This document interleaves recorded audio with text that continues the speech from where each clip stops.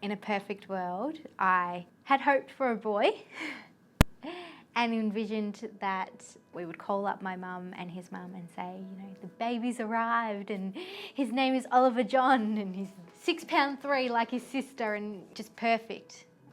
We never expected in a million years that especially someone of my age would experience something as traumatic as a premature baby. Until actually hearing and seeing Oliver breathe, cry, move, that took away the fright, but before that it was definitely one of the scariest stages of my life. Holly was born at 28 weeks and 3 days, so she's just 3 weeks old now. She was a very much planned for baby. She's three years in the making, so we're very, very happy to have her with us. We're going through IVF to obviously bring Holly into the world, and we weren't successful in Sydney but have been successful down here in Melbourne, which is great. It's difficult being here with her in the crib and not being able to take her home and spend time with her, but life's changed already, and that's a good thing. So my story goes that obviously found out I was pregnant with Oliver, and I all of a sudden became really unwell. I had a constant pain in my right side. And so just as a routine check, they checked on the baby and we found out that I had what is called a shortened cervix. I had no idea that you could even have a shortened cervix, but then they said to me, no, you're not going anywhere until this baby is born. There is a chance you'll go into labour right now. And I think my heart just stopped. I didn't know what to think.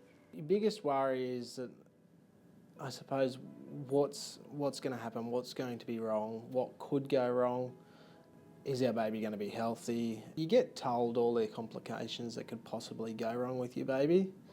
Obviously you get told the percentages that they could go right, but you definitely focus towards what could go wrong. Our first goal was to get to 24 weeks, and then it was to get to 25 weeks, and the chance of survival went up so incredibly each day, but each week was just a huge jump.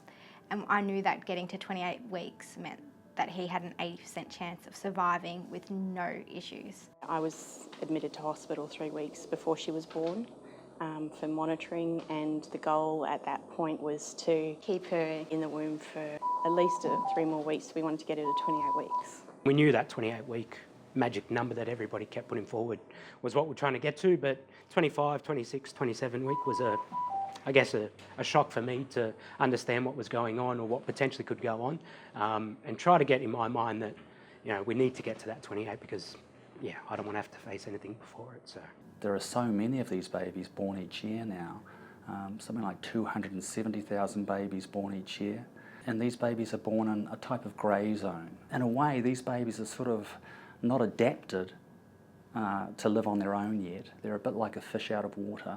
A lot's happened in the last 60 years to help preterm babies. So babies have gone from sort of, surviving at 32 weeks to now being able to survive to 25 weeks.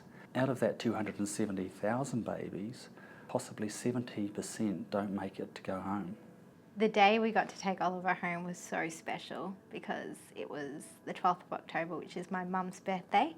I bought Oliver this little t-shirt that said, I graduated NICU, and I put it on him and packed up all his stuff, and Mum's going, what are you doing? I said, oh, he's coming home. And she almost burst into tears. She was so excited. Babies, particularly before they turn 34 weeks, are not good at remembering to breathe. They become apneic, they stop breathing, and when they stop breathing their oxygen levels drop, and that has implications for their developing brain. Their skin is fine, it's leaky, it's not a good barrier against infection. The lungs are immature, they're not fully formed, they don't have the substance that keeps them expanded when they're trying to breathe. Their little chest walls are still floppy. So everything about them, their livers, their kidneys, all immature and all not quite ready to work at full capacity. Well, the physical differences between, say, a baby born at term and a baby born at, say, 24 weeks is certainly their weight and their development. So a baby born at term is going to be around 3 kilograms, whereas a baby born at 24 weeks is going to be less than a kilogram. I've known friends who've had a 28-week-old baby, but I'd never saw him at that size or that age, and so I had no concept of how truly small 28-week-old baby is, and that's quite confronting as well. She's so small and delicate and fragile. For term babies, the risk of having a baby with major problems is around 3%. For babies under 28 weeks, that's about 3 times as high, so about 10% of our babies have a major problem with their brain development.